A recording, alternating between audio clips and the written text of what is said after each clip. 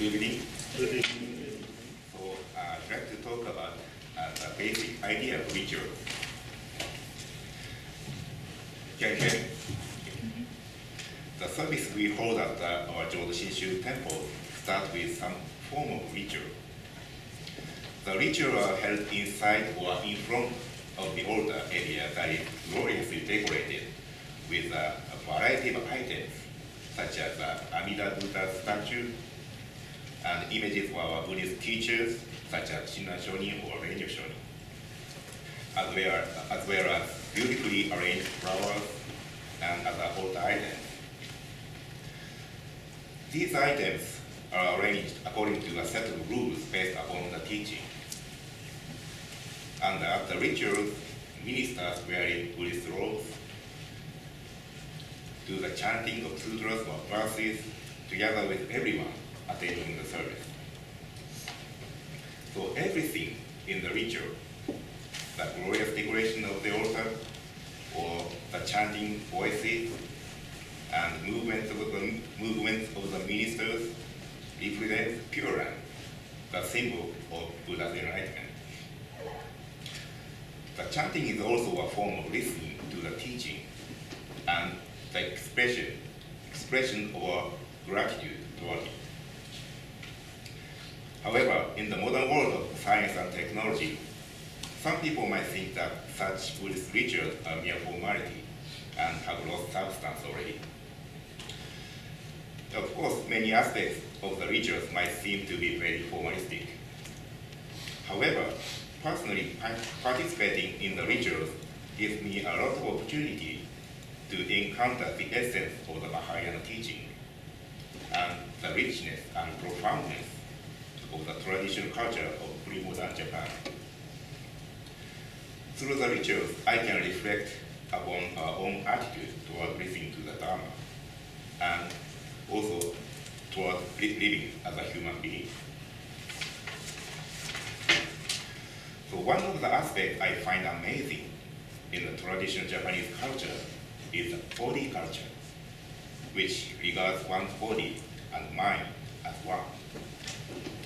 So at the services in our temple, we do chanting verses such as Shoshinge or Wasan with a certain melody together with everyone, so that the chanting voices reverberate within our body and resonate throughout the whole. So this is what I'm part of what I mean by the experience of the body culture. So it is the cultivation of our sense of being bodily present here and now. In the Japanese language, so there are numerous expressions that are used to describe our mental state or attitude through our bodily senses. For instance, hara o himeru, which means to make gut-level decision or to have determination. So hara in the hara o himeru refers to the seat of consciousness located our inner part of our lower abdomen, hara. Another phrase, koshi o sueru, which means to settle oneself. Here, koshi refers to the lower back. Another saying, kimo ni meijiru, which means to engrave something on mind. Kimo refers to the liver or the inner part of the abdomen. Another example is seitaku awase-nomu, which means to be broad-minded. It literally means to swallow both good and evil. This words shows that Japanese people in ancient times considered our mental attitude and our bodily senses as one and the same. In the Ondoku-san, the song we sing at the end of every service, there are words such as, I will repay the debt of gratitude, even if my body is crushed or my bones are shattered. To Japanese people in ancient times, including Shinran Shonin or Renyo Shonin, any mental activity was an integral part of our bodily senses and vice versa.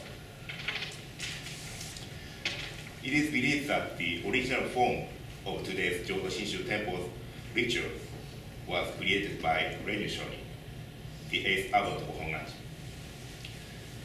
He also created many portable scrolls of Namamita Butsu and published service books including Shoshinge and Wasan, so that anybody could have the direct access to Shinran's words through chanting. I think the act of saying out loud the words of wisdom had a profound meaning, not only from the religious perspective, but also from the perspective of learning and listening.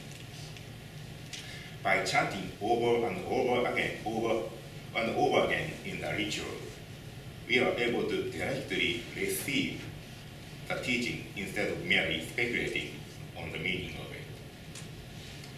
We can easily forget what we study through reading through books, but we won't forget what we practice until it has become the second nature, because our body remembers it.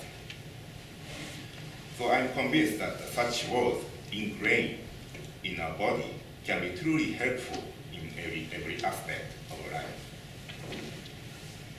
Also, when we chant, we need to try to vocalize in a way that is natural to a human body and without any distracting thoughts, so that our chanting voice sounds pure and natural and in harmony with other people's voices.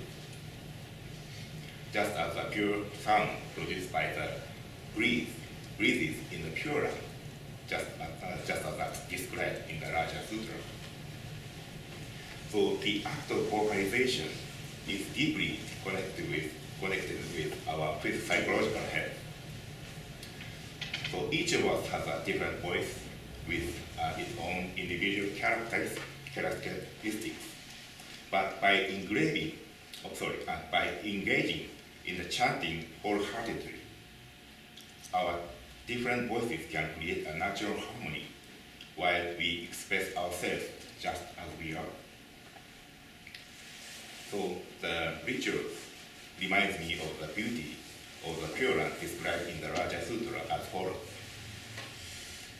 From within each and every flower, 3,600,000 million beams of light shine forth brilliantly.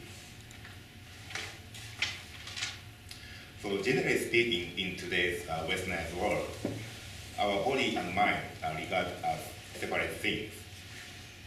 So one of the most prominent examples of the separation is our detachment from the reality of birth and death, so which is the most fundamental aspect of our life.